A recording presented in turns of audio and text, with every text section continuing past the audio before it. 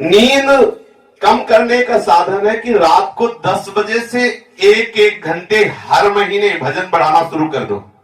यानी 10 बजे से 11 बजे तक एक महीना जागने का नियम लो। जैसे आप 10 बजे शयन करते हो तो एक महीना हम नियम ले लिया कि अब एक महीना 11 बजे पहले नहीं सोएंगे, तो उस समय गप नहीं लगाएंगे, मतलब भजन करेंगे बैठ के एकांत में। जब दूसरा महीना शुरू हो तो 12 बजे तक का नियम ले लें, तीसरा महीना 1 बजे तक का, चौथे महीने में 2 बजे तक का।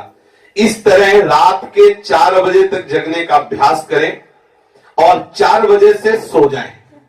4 बजे से सो जाएं, एकदम एकांत रहता है ना रात्रि में, ये भजनानंदी महापुरुषों की बात है।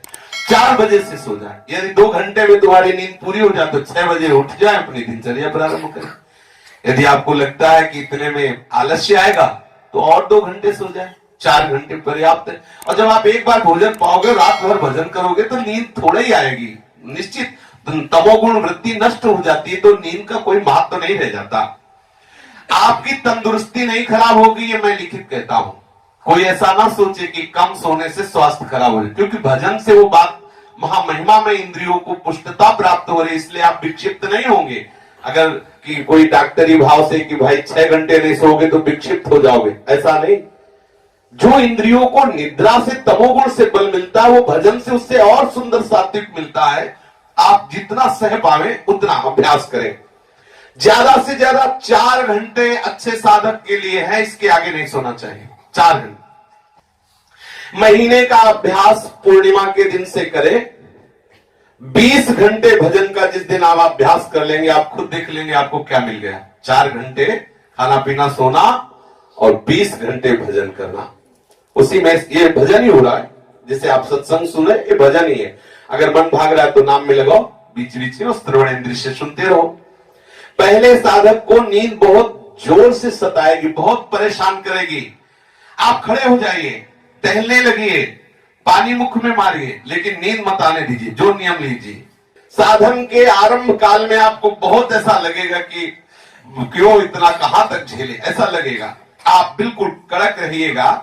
नींद की खुमारी दिमाग में घूमने लगेगी, तुम्हारा शरीर हो सकता है चकराने लगे, ऐसा लगेगा कि गिर जाएंगे, पर आप ध्यान रखना वही चकराने में मंत्र चलने लगेगा। समझ रहे ना?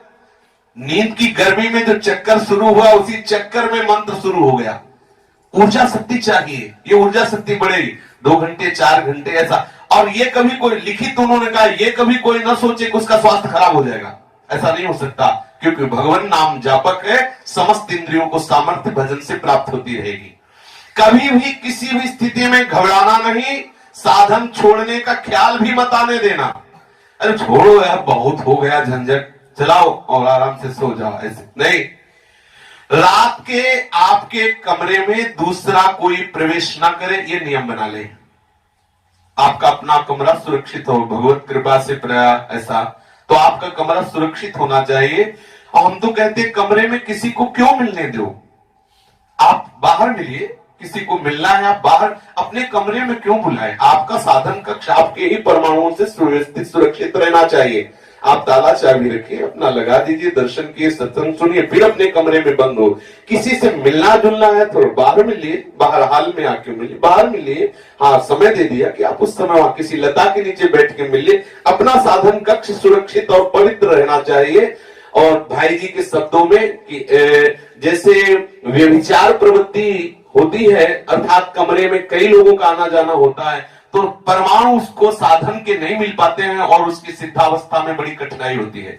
इसलिए साधक को अव्यभिचार वृत्ति अर्थात कोई भी कमरे में प्रवेश ना करे, किसी भी तरह के दूसरे परमाणुओं का प्रवेश। थोड़ा करके देख लो क्या परेशानी है। ठाकुर जी ने सब व्यवस्था दी है अपने लोगों को, तो आप अपने नियम से, किसी से वैर नहीं, पर कोई मिलना चाहता है तो बाहर मिले, हमारे साधन कक्ष में। साधन कक्ष सुरक्षित और भजन परायण परमाणुओं से युक्त।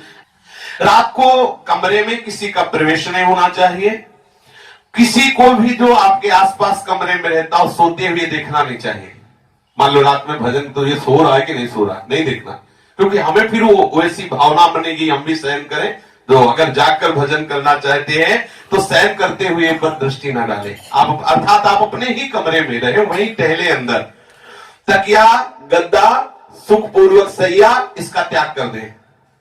अब इस पे सोचे कि इसमें माला, सोफा पे बैठ के माला, एसी में बैठ के माला, गद्दा तकिया में बैठ के हो गया माला, 5 मिनट में वो माला माल हो जाओगे, आप सो जाओगे, पता ही नहीं चलेगा।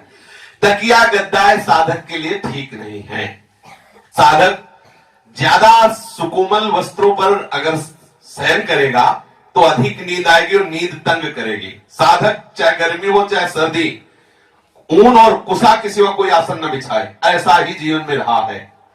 ऊन और कुशा के सिवा कोई शासन, कंबल और कुशासन, कुशासन नहीं मिल पा रहा तो कंबल का आसन है, नीचे टाट बिछा लो, चटाई मिलती चटाई डाल लो, एक कंबल डाल लो, बस शयन करना है। अपने हाथ की तकिया है, जितनी देर नींद आई सुखद आई, नहीं तो बैठ के नाम जप कर रहे। अब 14 प्रकार की तकिया, छोटी मझोली और बड़ी, तो भजन क्या होगा ठाकुर जी जाने। अगर आपको ऐसी परेशानी लग रही है कि मुझे मेरा शरीर नींद के कारण मुझे गिरा देगा, तो छत में कोई एक ऐसी रस्सी बांध लीजिए, जिसमें नारायण स्वामी जी ने लिखा है, और उसे आप पकड़ लीजिए और फिर माला चलाइए। मतलब युद्ध करना है, युद्ध, पूरी पक्की ट्रेनिंग चाहिए इसमें, कोई साधारण नहीं, भगवत पार्षद पद प्राप्त होना है। एक रस्सी का झूला डाल दीजिए, उसमें एक डंडा बांध दीजिए, उस डंडे में हिलिक जाइए, पूरी रात भजन कीजिए, नींद मत आने दीजिए। ऐसा कह रहे, जिस समय ज्यादा नींद आवे तो उस डंडे के सहारे खड़े हो जाइए। आपको नींद नहीं आनी चाहिए, लड़ो इस दुश्मन से।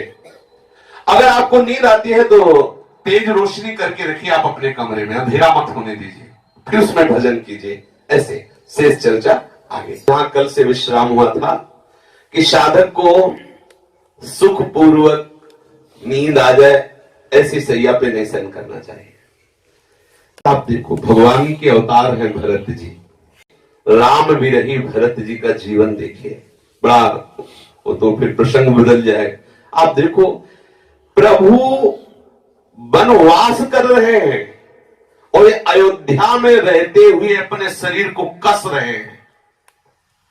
जैसे वास में है कि सुखद व्यवस्था है, लेकिन कसने में, अब हमें चौपाई नहीं याद है, भरत भवन तन कसही, ऐसा है। भरत जी अयोध्या में रहते हुए अपने शरीर को ऐसे कस रहे जैसे महातपस्वी कुश की शैया पर। वो कैसे? जमीन खोद के उसमें कुश की साथरी डाल करके जो चुभती है शरीर पे, सुखद। यद्यपि अगर भगवान के अवतार की तरफ न देखे तो चक्रवर्ती सम्राट महाराज दशरथ जी के लाडले हैं, कितनी सुखद सैया की व्यवस्था हो सकती है, कल्पना भी नहीं कर सकते। जो देवराज इंद्र के द्वारा सम्मानित है दशरथ जी, उनका भवन कितना सुखद होगा, इन माताओं का जो भवन कितना सुखद। भरत जी किसी भी भवन में अत्यंत सुखद सैया पर शयन कर सकते, लेकिन नहीं, प्रभु के दर्शन के निमित्त, प्रभु की सुमिरन के निमित्त उन्होंने सुखद सैया को, सुखद आहार को कभी स्वीकार नहीं किया। उपासक को चाहिए कि ऐसी सुखद सैया में आराम न करे जिसमें सुखपूर्वक सोया जा सके। ये भगवत प्राप्ति के मार्ग की बातें हैं। जो संसार आसक्त जन है उनको तो समझ में भी नहीं आएगा कि भाई तकिया गद्दा से क्या लेना देना है, भजन से मतलब है, पर ये सिद्धों की बात है। साधक को नहीं स्वीकार करना चाहिए, तभी हृदय में जलन पैदा होगी, तभी हृदय में प्रभु के मिलन की ललक पैदा होगी। कुशासन या ऊन का आसन, कंबल आदि आसन में ही शयन आदि करना चाहिए। जिस समय नींद अधिक आवे उसी समय शयन करना चाहिए। मानो आपको बहुत नींद आ रही है तो आप उस समय फिर शयन कर जाए, क्योंकि ज्यादा नींद का विरोध करने से हो सकता है नए साधक हो भजन से अरुचि होने लगे। उचित निद्रा करके फिर आप भजन में लगे।